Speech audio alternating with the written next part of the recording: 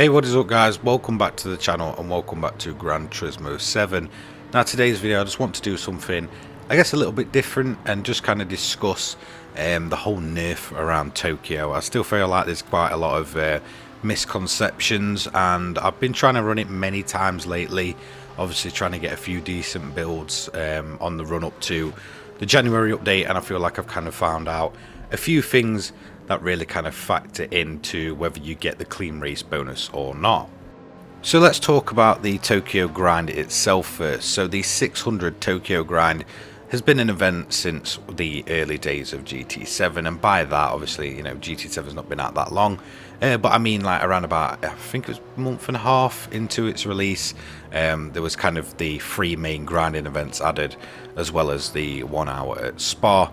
And Tokyo at first was probably the kind of go-to one, just for the fact you could essentially run a Tomahawk there. So for the longest time, you know, the Tomahawk felt like it was, you know, getting nerfed update to update, and we'd always find a way to get around it.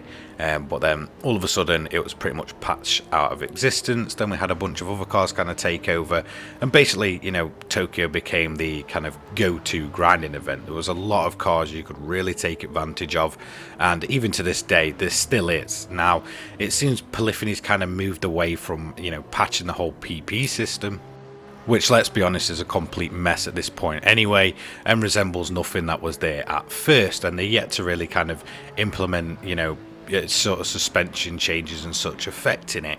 So essentially, you know, what's happened is the whole PP system's been a mess, and they've kind of left it alone for quite a few updates, but now it appears they've kind of gone down another route to kind of halt, you know, glitches and grinds and stuff, by essentially making the clean race bonus at Tokyo a lot more difficult to get. So I'm going to assume most people have ran Tokyo and know exactly what they're in for, but for the people that might have not have known, or maybe kind of new to the game, essentially at Tokyo on the first lap you're pretty much in kind of really difficult intermediate kind of conditions. So essentially the surface in that is at its most wet point. Now as soon as you do lap 1 and you go on to lap 2 to around about lap 4, it's still, you know, sort of enters weather.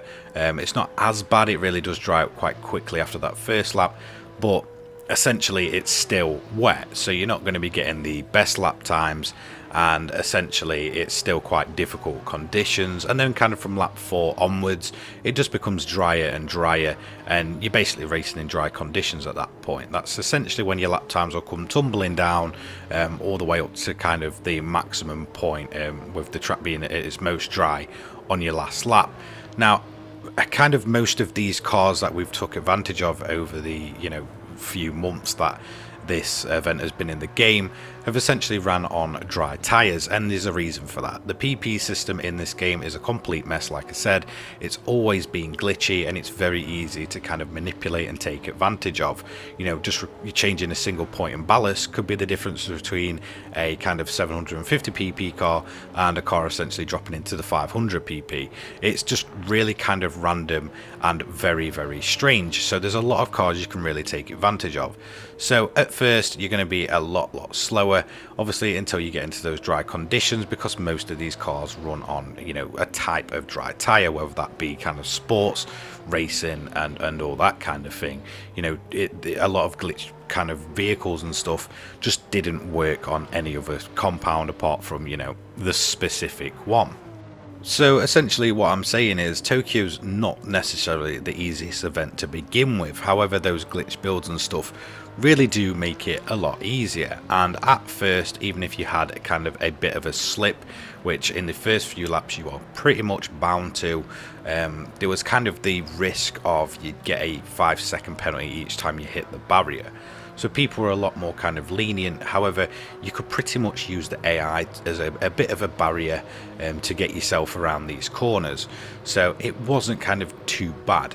In all honesty, you could essentially just use the AI as a bit of a bumper for the first few laps, and you'd pretty much be all good. Kind of lap 2 onwards, it starts getting drier, and you begin to get kind of better performance out the tyres. So there was really many ways to sort of take advantage and work around pretty much after that first lap.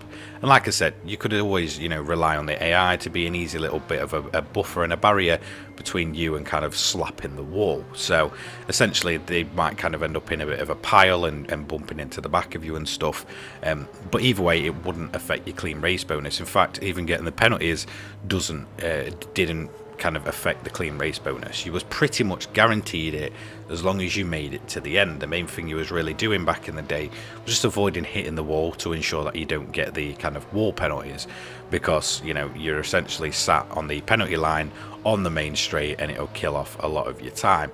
Now Polyphony essentially decided recently to implement a change that means you can't hit the AI. So essentially what this means is if you touch the AI, your clean race bonus is gone. So it makes the original few laps, where a lot of cars are that usually generally faster throughout the whole event, are really squirrely, and if you end up even slightly tapping the AI because of a puddle, or just because you kind of overshot one of your kind of braking markers and stuff like that, then essentially your clean race bonus is completely gone. Now, one thing I've been doing whilst testing is essentially testing out different cars. So I've been testing kind of pre-update 1.27 cars and cars from update 1.27, and I think I've found a bit of a pattern. So anything from update 1.27 backwards, so pre 1.27, will essentially give you the clean race bonus as long as you do not hit the AI. Now there's only one thing I've not tested. It's because usually you end up catching or lapping the AI a little bit later on in the race. At that point, you know, you don't really want to waste the majority of your time by just slightly tapping just to see if you still get the clean race bonus. So as long as you don't hit the AI, essentially anything from 1.26 backwards will allow you to get the clean race bonus. You know, you can ride the walls, you can, you know, hit the walls, whatever, make any mistake you want. As long as you do not even slightly touch the AI, you will get your guaranteed clean race bonus. But a little pattern did emerge. I was beginning to test a lot of the 1.27 cars, and this is what I found interesting, was essentially if you use the 1.27 cars and you even slightly wall ride, you either hit the wall or you hit the AI, no clean race bonus at all. They essentially make getting the clean race bonus at Tokyo pretty much impossible. You know, a lot of these builds are kind of built around running a single, you know, compound of tire. So when they're quite squirrely early on, you slightly tap the barrier, even if you try not to wall ride, then that's it. Your clean race bonus is completely gone. So let me show you just a few kind of examples of exactly what I mean. Okay, so here we have a pre-update 1.27 car. This is essentially anything before 1.27. This is how you will, you know, essentially lose your clean race bonus. So you can wall ride if you want to. Now, a lot of people choose to do this early on because of the slippy conditions. Most of the time, you won't take damage. So yes, you can wall ride with pre-1.27 cars. However, you essentially cannot touch the AI at all. This is kind of the thing that Polyphony's added, kind of, you know, with all the cars for this event is, you know, if you essentially just tap the AI or fully, you know, kind of punt into them, then that's it. Your clean race bonus is gone. So as long as you avoid them, you should be pretty much okay in anything before 1.27. However, I feel like this is where a lot of the confusion's coming in. So 1.27, a lot of people kind of try and build, you know, the new cars for Tokyo because it is usually one of the best ones and you can really take advantage of a lot of builds. But let me just show you exactly what I mean. So these are the 1.27 cars. You've got the Bugatti Chiron, the Ferrari VGT, the Corvette C8, the Giulia GT-AM, and the Celica GT4 rally car. These are 1.27 cars. Now, a lot of people try and build them, mainly the Celica, because it's a very good 600 pp car. And I've been trying to run it for the longest time, as well as another version of my Corvette, which I just didn't really like in the end.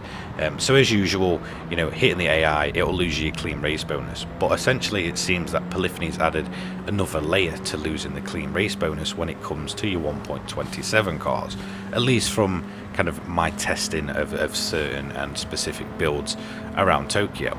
So, you know, that's kind of expected. But now we'll go into wall riding. So like I said, a lot of people use this because it's easy to do early on in the game.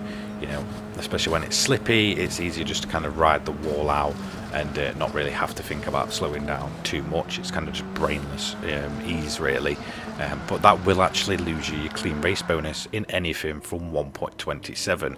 You know, so it seems that the 127 cars are just much more riskier to kind of do, and I feel like that's where a lot of the kind of Polyphony's completely took away the clean race bonus comments actually come from, because people will be trying to do it with kind of cars that have come in from 1.27. Of all the other cars I've gone back and tested for Tokyo recently, they're still absolutely fine. It just appears that the 127 cars are essentially what's causing the whole confusion with the clean race bonus. So hopefully this does clear it up as what is and what isn't allowed, you know, for the Tokyo grind. Just thought it was worth discussing because there seems to be a lot of confusion around it. I'll see you all later, guys. Don't forget to check the description for all my sponsors and my donation links, and I'll see you all later on. Peace.